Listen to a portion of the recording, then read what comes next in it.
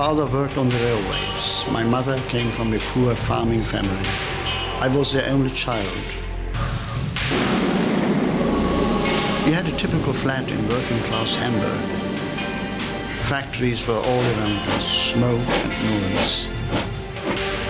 The banging and grinding filled the air throughout the day.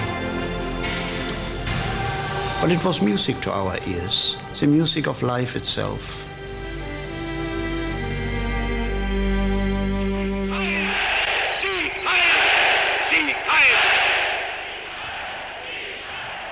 This is the story of one man's childhood.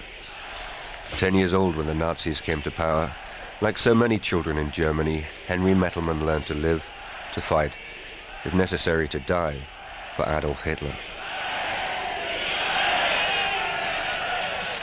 When my opponents say, we won't join you, I just say, your children are mine already. What are you? In time you will die. But your sons and daughters stand forever in my new camp, and in a short time they'll know nothing else but this new community. For Henry's parents, the Nazi takeover spelled disaster. Henry remembers their hopelessness as the brown pest, as his father called them, marched in triumph outside. But for Henry, the Nazis were new, exciting. When my father spoke so badly about them, I just didn't understand it. I thought, what does he mean that these Nazis are so dangerous? They were always so friendly to me. I used to run alongside them as they marched, singing their songs with them. They were always so smart in their uniforms, the leather, the jackboots. Es marschiert mit ruhig festem Schritt. To get the next generation on their side, the Nazis had put tremendous energy into winning them over. Theirs was the party of youth against age, offering young people not just a dream, but a role to play. Standard bearers in the march to a new dawn. It was a way of channeling the natural rebelliousness of youth on organized lines. And the organization responsible was the Hitlerjugend, the youth wing of the Nazi Party. Denn ihr seid Fleisch, von unserem Fleisch und Blut, von unserem Blut. Und in euren jungen Gehirn brennt derselbe Geist, der uns beherrscht. In 1932, the Hitler Youth numbered just 100,000. Within 2 years, it numbered 3.5 million. And by 1939, it was an army, compulsory for all boys, with girls joining its sister organization, the League of German Maidens. It was the largest youth movement the world had ever seen. Vor uns liegt Deutschland, in uns marschiert Deutschland und hinter uns kommt Deutschland.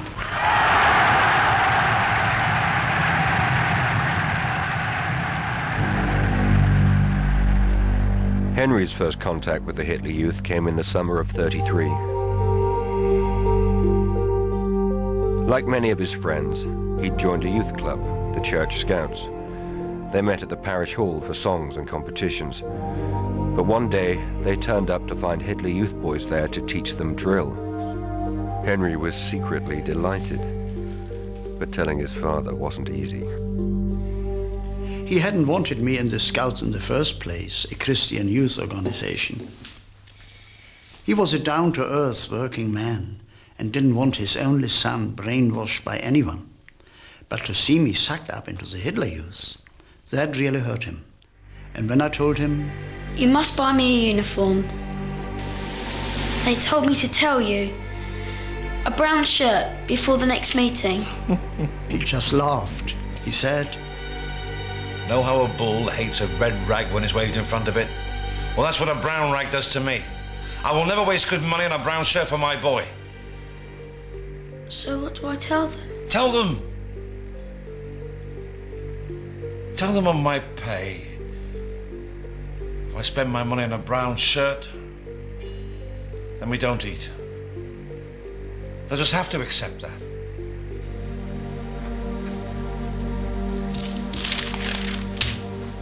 And they did accept it, grudgingly. But at the next Hitler Youth meeting, they made me step forward, and I was given a parcel, which I was not to open, but to take home and hand to my parents. Fritz, look. 2 brown shirts for the boy, with the compliments of the party. Good. Good? What's good? Because a shirt is a shirt. So what if it's brown? It's material I won't have to buy and sew. It's good quality too. He can put his elbows on the table and it won't wear through. I simply loved it in the Hitler Youth. The uniform was so smashing. The dark brown, the black, the swastika. I loved marching, the flag before us, a drum beating the pace. Most roads in Germany at that time had cobbles. It was painful on our feet, but that didn't matter. We felt important. The police had to stop traffic to give us right of way, and passers-by had to salute to respect our flag. I remember how funny it sometimes was with the old ladies with their shopping bags shooting their arms into the air.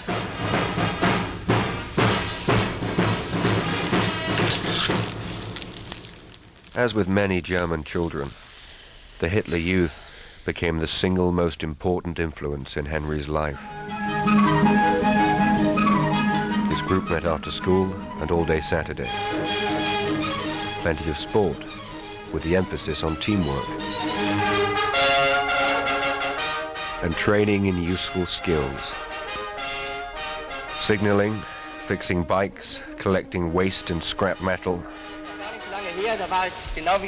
But the most important lesson was in Nazi theory. Learning to love Hitler. It was as if we had created our own atmosphere, the atmosphere of the young, the coming German generation. After all, as the Führer had written, Germany's future belonged to its youth. I told Father that. He replied somewhat crushingly, "That's like saying the grass is green." As his father knew, Henry was being indoctrinated, his head filled with propaganda, Nazi lies, or half-truths endlessly repeated. For adults, spotting propaganda was hard enough. For the young, it was almost impossible. I remember one day I came home from school and said to my mother, "You know, Mama, I don't think it's right that Dr. Bergman touches me anymore." Dr. Bergman was our family doctor. Of course, straight away, my mother jumped to the wrong conclusion. What did he do? Oh, no. He treated me well. He's a very kind man. Well, what then? It's just... I don't think it's right that German boys should be touched by a Jew. She was horrified that I should say such a stupid, wicked thing. In my defense, I explained how that very day a man in a brown uniform had told our class in school how we should keep the race pure, and how he'd been very proud of me because I had said, "I know, why don't we throw all the Jews out of Germany?" Like this was some brilliant solution to Germany's problems. But my mother wasn't impressed. All she wanted to know was... Dr. Bergman, did you mention Dr. Bergman to this man that he touched you? Yes, Mama. But I did say I didn't think Dr. Bergman was a bad man. Oh, my God. "Oh, my God." That's all she said. This story, so typical in Nazi Germany, shows how easily young minds took on board dangerous ideas. Schools have been Nazified, anti-Nazi teachers sacked, textbooks rewritten. Nazi race science was taught in the classroom. Jewish students had separate desks, then separate schools. By 42, they could get no formal education at all. Meanwhile, children like Henry were being taught how to spot the Jewish enemy. They told me that because of the German blood in my veins, I was a superior human being. I never dreamt of asking what German blood really was. Kann jeder tun und lassen, was will. Old history textbooks were destroyed. Those that replaced them taught children the Nazi version of Germany's past and future. We learned about Lebensraum, living space, how glorious it would be to fight Poland and Russia, to conquer land for Germany. We learned about battles and wars and kings, how if we stuck together and weren't stabbed in the back like last time, we could not lose. Deutschland, Deutschland, über alles. Germany above everything. And I lapped it all up. It just upset me that my father was so scornful. Balderdash. But what was I to do? Was I to say to my teachers, it's all balderdash? I shouldn't believe what they're teaching me at school. Is that what you're saying? Not to believe my teachers? All right, young man. Some of the things they teach you, believe. This pencil, when I drop it. The Nazis cannot change gravity, but just use your head. If it sounds like opinion, say to yourself, whose opinion is it? 2 + 2 = 4. That's fine. That's all right. But even 2 + 2 could brainwash. Maths books taught angles by plotting the paths of falling bombs. Adding sums meant working out the money saved if Germany got rid of its invalids. For me, it was all very confusing. Everything I heard at home was the opposite of what they taught me at school and in the Hitler Youth. And it bothered me a great deal. I wanted my loved ones to be right, but I also loved Germany, my fatherland. And I firmly believed that our Führer was giving us back our dignity. I used to get so angry. All right. I'll tell them tomorrow. They're just teaching us lies. No, Henry. Promise me, young girl, you will never repeat what we say to you outside these 4 walls. Do you promise? Of course, I kept my promise, but I'll never forget their terror, the power I had just as a child. If I had let slip all my father told me, who knows, late at night, the knock on the door, arrest by the Gestapo.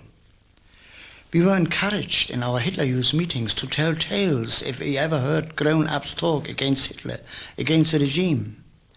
And there were children so passionately Nazi, they turned in their own parents. How can you explain that? Only that Hitler grabbed us so young, and he never let go.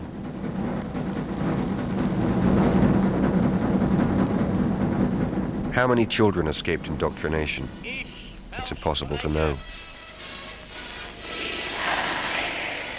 As 10 years of Nazi rule passed by, the Hitler Youth lost its appeal as something exciting. It was now compulsory, backed up by Gestapo laws and busybody Hitler Youth patrols.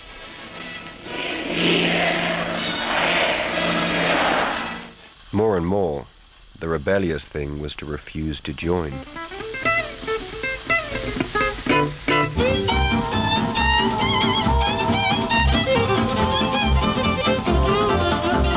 These photographs are the only surviving pictures of German youth gangs in the early 1940s.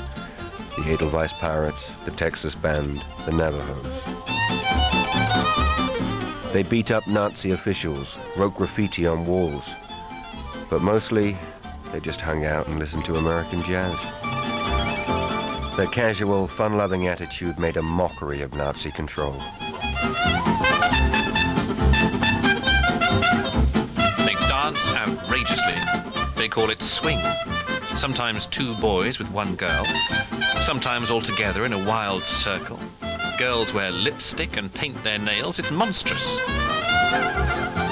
I remember one time when a group of jazzers had gathered on the pier to play Louis Armstrong, Duke Ellington, not disturbing anyone.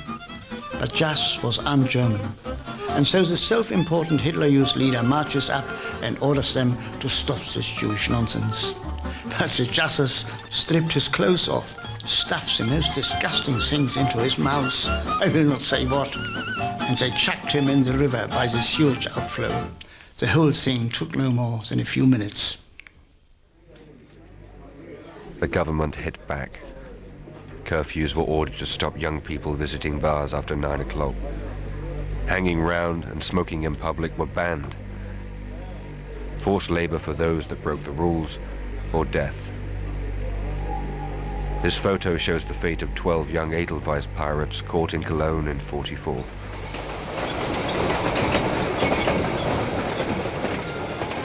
The ideal child, raised by proud Nazi parents, was of quite another mold. For one thing, young men and young women had different parts to play. As a leader of the Girls' League put it, men and women, boys and girls, must carry out their duty according to their station. Boys we raise as political soldiers, and girls as the comrades of these political soldiers. We teach them to be wives and mothers, and to breed the next generation. That's all. Kinder, Kirche, Küche.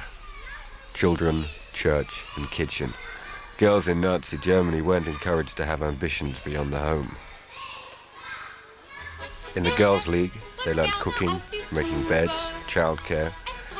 Their clothes and hair copied old peasant styles. No cigarettes, no makeup. A perm could be punished by shaving the head. Boys, meanwhile, were being bred for war. These scenes record life on a typical Hitler Youth summer camp. The camps were the high point of the Hitler Youth calendar, and they were much loved. They gave poor children the chance of a holiday, sometimes for the first time. They mixed rich and poor together. They introduced city kids to the countryside. But their main function was basic military training. We learned how to throw hand grenades, how to dig trenches. Then they take us on long, hard marches to toughen us up.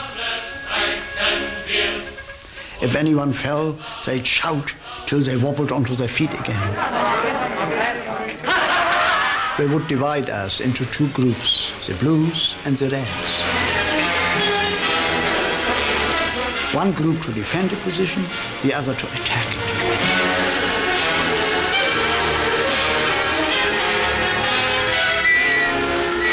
The whistle, and then contact.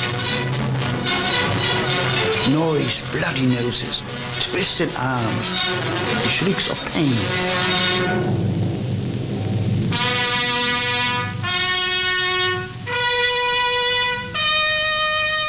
In the beginning, I hated it all, but I got used to it. And I think what it did was it developed the aggression we would all need to help Germany fight a war.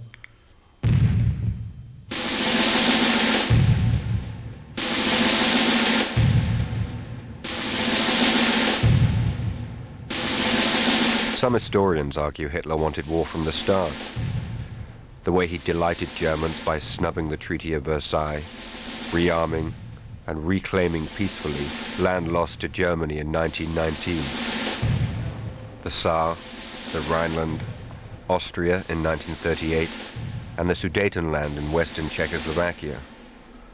But then, in March 1939, the rest of Czechoslovakia fell. Once again, the rattle of a German army on the march echoes in Europe. Where that march may end, no man can foretell, least of all the man who gave the order. Czechoslovakia wasn't conquered to unify German-speaking people. This was invasion, pure and simple.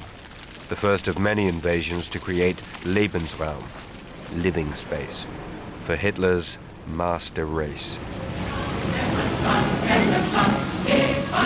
And suddenly the purpose of all that youth indoctrination was clear.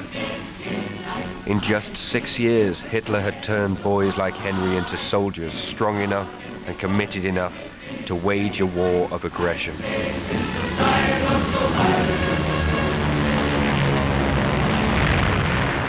My father felt that the only cause worth fighting for was peace.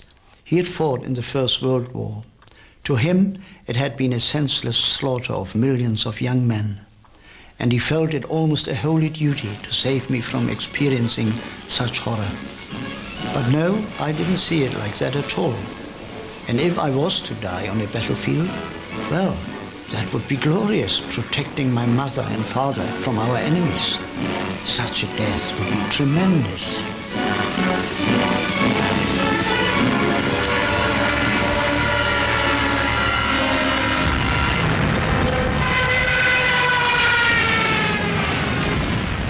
September 1939, Poland.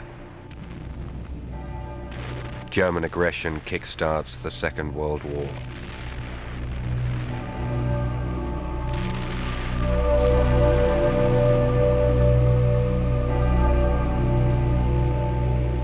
When it finally came, it was almost a relief.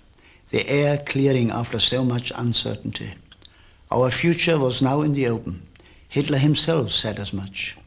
And we believed our Führer with all our hearts, and we were prepared to follow him to the end of the world.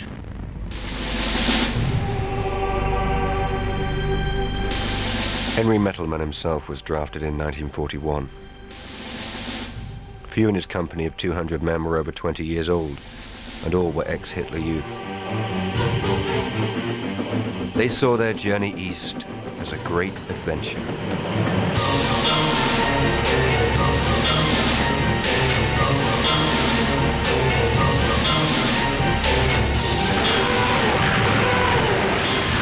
But the reality of war on the Russian front was somewhat different. This was perhaps the most brutal battle zone of the Second World War.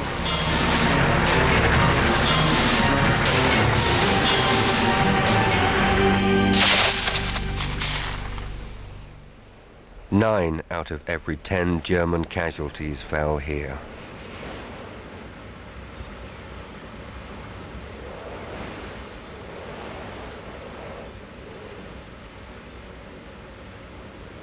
My father died just before we left.